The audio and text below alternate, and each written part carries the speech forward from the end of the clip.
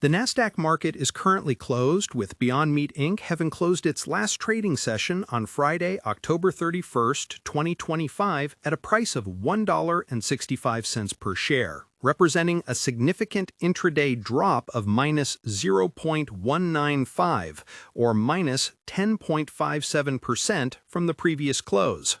The market has delivered a sharp, sobering reality check on Beyond Meat stock that goes well beyond the standard volatility expected in a speculative name. This double-digit plunge at the close, following an earlier dramatic swing, is the most immediate, critical piece of information. For anyone following this stock, the expectation, just days ago, was a potential continuation of the meme stock-fueled short squeeze euphoria, a narrative that saw the stock price rocket by several 100% in a short burst. The market narrative, the popular expectation, was centered on a classic retail investor spectacle, a highly shorted stock catching fire and forcing the short sellers to buy back their positions, which creates a positive feedback loop for the price. The reality, however, is a swift and brutal unwinding of that speculation, directly tied to a non-speculative, fundamentally damaging corporate action: massive stock dilution stemming from a necessary debt restructuring. This isn't just traders taking profits. This is a foundational capital structure event that fundamentally changes the value proposition for every existing shareholder, and it's a necessary starting point for any serious discussion about the company's future. The massive price movements over the last week illustrate the tension between market expectation and corporate reality with painful clarity.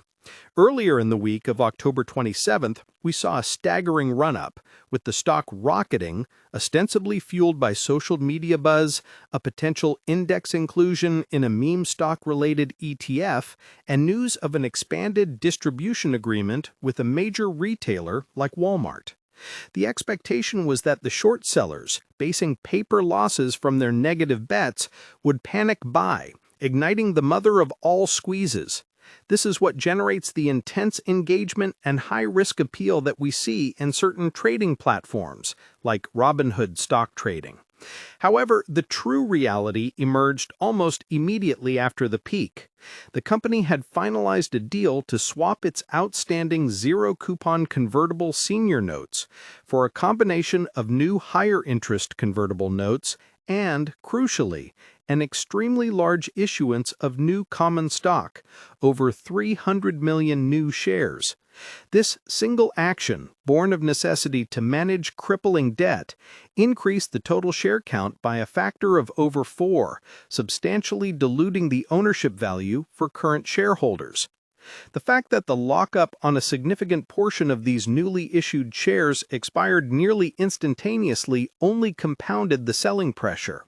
This debt restructuring, while potentially securing the company's immediate survival by swapping a looming debt repayment obligation for a longer-term, albeit costly, equity solution, fundamentally altered the market's perception from a high-growth, high-speculation play to a distressed asset fighting for its existence.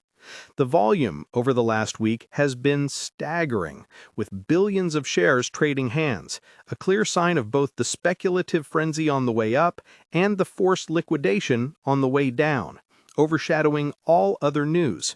For individual investors managing their own holdings, perhaps through an individual brokerage like Fidelity or Schwab Intelligent Portfolios, this is a stark lesson in paying attention to financial filings, not just social media sentiment, when making decisions about online investing.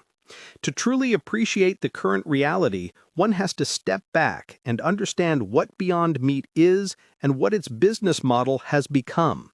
The company develops, manufactures, markets, and sells plant-based meat products, primarily in the beef, pork, and poultry categories. Their core pitch has always been to replicate the taste and texture of animal meat using plant proteins, targeting the meat section of the supermarket, not just the niche vegan aisle. This positioning as a mainstream protein is a critical part of their initial success and the early market expectation. Their growth strategy hinged on a dual-channel approach: retail, getting products into grocery stores like Kroger and Whole Foods, and food service, securing partnerships with quick-service restaurants, such as their well-known past collaborations with chains like McDonald's and Taco Bell, although many of those large-scale partnerships have failed to materialize into long-term, high-volume contracts investors initially hoped for. This model requires enormous upfront capital expenditure for manufacturing and production scaling, significant spending on research and development to constantly improve the product, and aggressive marketing to build a global brand. When the market was enamored with high growth potential at any cost, this model was rewarded with a sky-high valuation.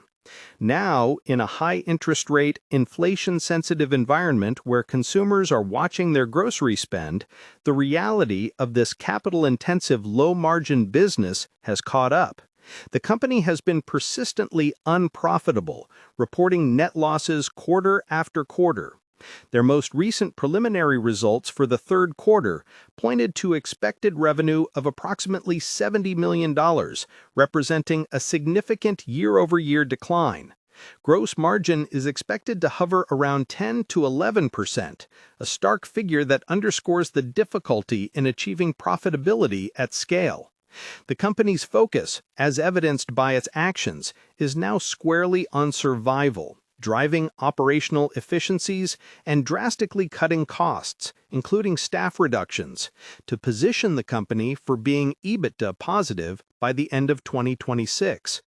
This aggressive cost-cutting is the corporate reality that contrasts sharply with the earlier market expectation of endless parabolic growth. The current institutional landscape for Beyond Meat stock is a story of divergence and caution. While the short interest remains substantial, the dilution event has functionally lowered the percentage of the float that is short, a key metric that many amateur traders mistakenly use to judge the potential for a squeeze.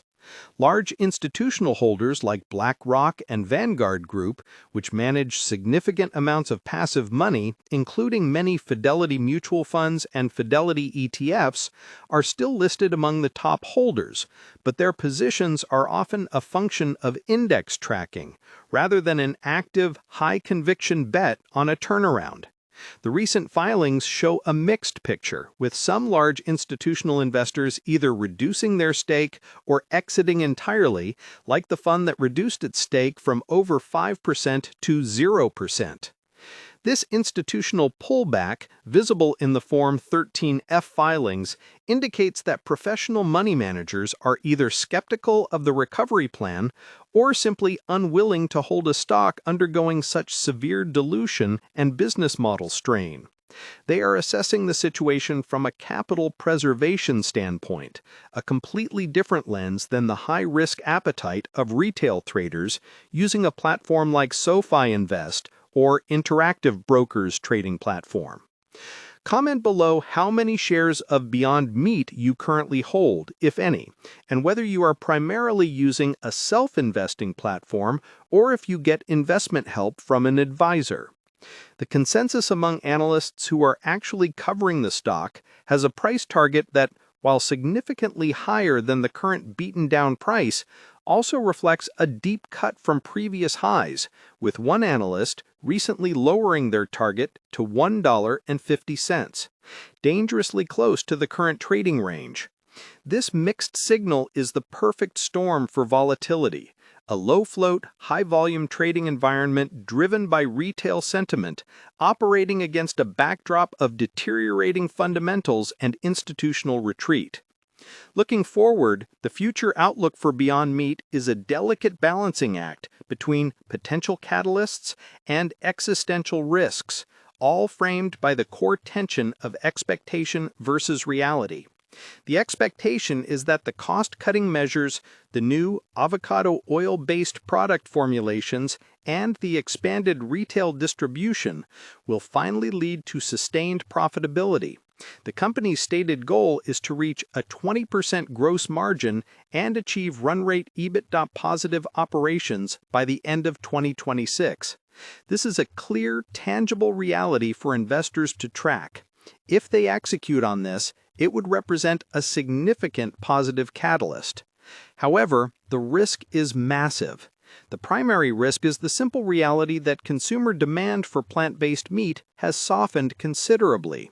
The category is struggling with a premium price point in an inflationary economy and persistent taste concerns, meaning the underlying market opportunity that fueled the initial enthusiasm for Beyond Meat stock is currently contracting. The massive share dilution, which essentially quadrupled the share count, means that the company will have to generate 4 times the earnings per share just to get back to the pre-dilution per share valuation, assuming all other metrics stay constant. This is a staggering hurdle. Other catalysts could include a major new successful product launch that truly resonates with the mainstream consumer, or a significant long-term exclusive food